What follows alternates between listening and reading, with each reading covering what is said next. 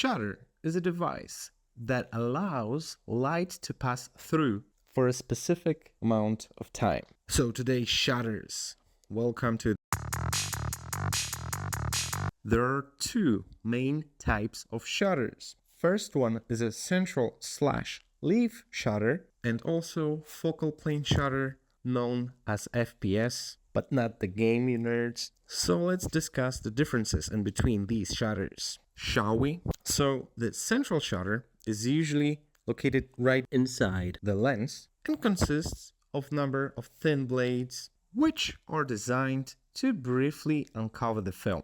So what are the main advantages for these shutters? Well, they have longer shutter life. If you didn't know, shutter has a specific lifetime, so they have like specific number of times you can take a picture with your camera, and like different cameras have different counts of pictures before they like basically fall apart. And in case of digital, there are even websites that you can upload like a random image. It will tell you the number of a picture, like since this camera exists, but also will tell you more or less how many pictures your camera is capable of doing. So before buying a camera, better check the shutter count, because you might buy something that will work for like 2 months. Another perk of central shutters is that flash is synchronized to basically any time. Like it's really easy to synchronize it with time. And also, they're usually much quieter. So sometimes, for example, at concerts and stuff, you don't really want to make much noise, especially if it's like opera or like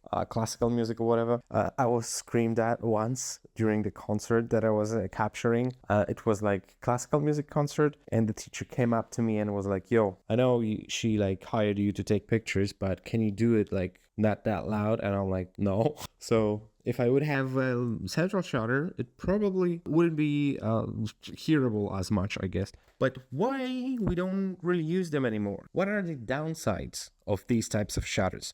Well, you see, the top speed is like, 500 or something? And basically, each lens has to have shutter built in. So you basically, when replacing the optics, you're also replacing the shutter each time. So I guess it was like not well designed. Okay, so let's move to the second type of shutter, which is focal plane shutter, FPS. So this one, on the other hand, is positioned exactly in the camera, so there's no problem with like replacing lenses all the time, and it's located exactly at like focal plane for the sensor or the film, whichever you're shooting. And this one, in older cameras, film camera especially, it was usually not metal blades, but more like canvas or like softer materials, usually cloth, of course. Sometimes they did metal. In fact, this one, the camera you see behind me, has metal shutter, but it fucking failed, so it no longer works. And I think I prefer like cloth ones because like they tend to work for longer, at least from my experience. Like they don't break down as much. And usually in the classic type of FPS, we have two curtains that basically like go from left to right, and they work basically like a scanner.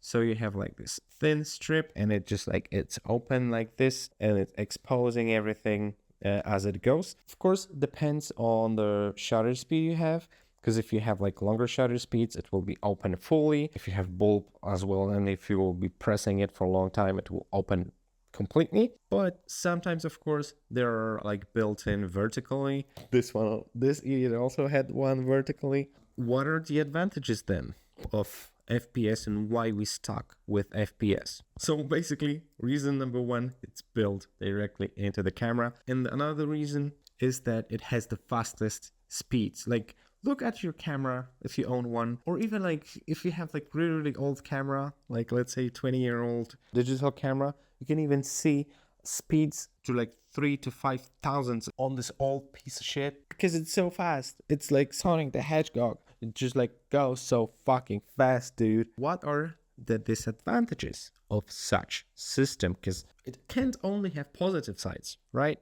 So, well, it has a shorter lifespan.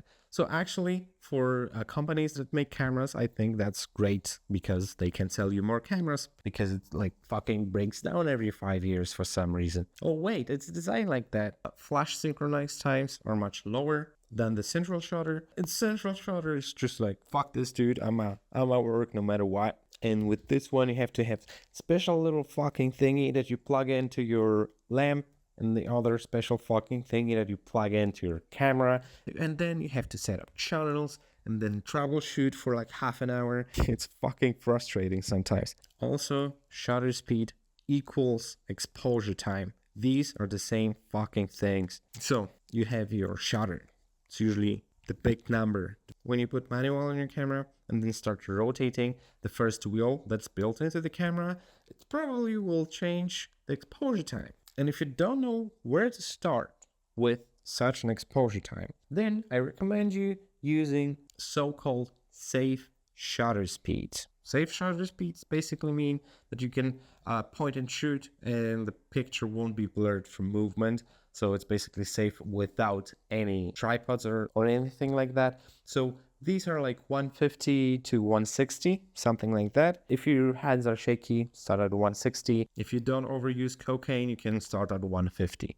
And if you go all the way to the left to like the slowest one, you will find B or bulb. What the fuck is that? Well, you see, bulb is specifically designed for extra super long exposures. For example, those pictures you can see movements of the stars on the sky and shit. Bulb basically allows you to take a picture for as long as you want. So you can press it, and as long as you will be pressing it, it will take a picture. Of course, we don't press it for like hours at times.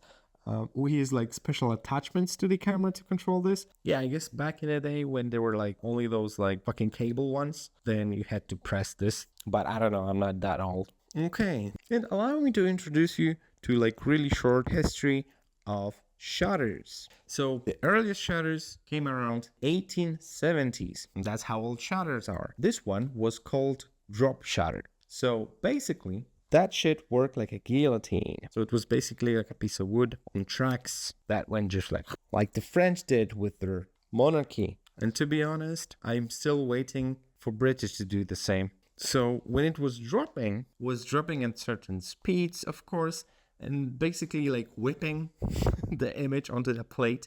But yeah, the times were crazy. Wait until I get to lamps. I will explain lamps. Those were fucking crazy, dude. And later, in 1880s, Ottomar Anschutz, I don't know, it's German dude, patterned a camera with roller blind shutter mechanism that people used basically until 1920s, specifically like 1925, when Leica introduced dual cloth curtain, horizontal traveling slit, and focal plane shutter. And at first, they were mechanical. So that means when we have like this type of camera, you have this like crank. You have to like crank it, and then you can take a picture.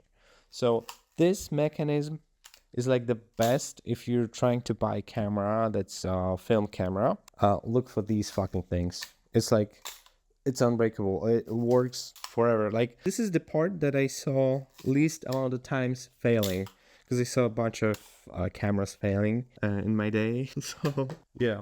And later, the FPS was introduced, so that changed the whole shutter thing, because it introduced such crazy speeds that people were like, whoa, I can fucking stop a bullet flying through air just by taking a picture. Oh my god. And of course, if we got the technology that was like going so fucking fast, people went crazy when they saw that they can do such speeds, and they started inventing and inventing. That was basically a race for whom is the fastest. Wait, no, that's basically every race. You know what I fucking mean. And this quest for speed led to introduction for electric shutters, which besides being faster, were way more precise. So yeah, that's one drawback of a mechanical one. It's not that precise. So 150 might be 151 or 152. It's not that precise. With the electronic one though, 150, you can be sure 150 is 150, right? So yeah, most modern cameras are stuck at like,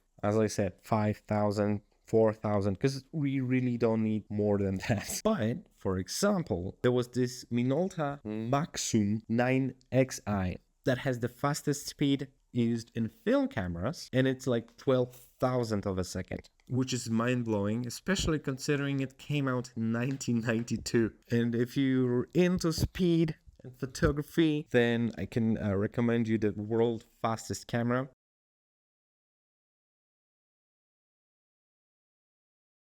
trillionth of a second. And it's for science purely, but you can see nuclear reaction happening in real time with that speed. All right, so we have the shutter covered more or less. Next time, I'm gonna be doing sensors in the camera, which is basically the most important part of the camera. But since the shutter is the thing that opens it, that exposes it to light, I figured I'm gonna talk about this first. If you learned something, leave a like. If you wanna see more shit like this, stick around, I guess. Oh, and also, have you ever thought about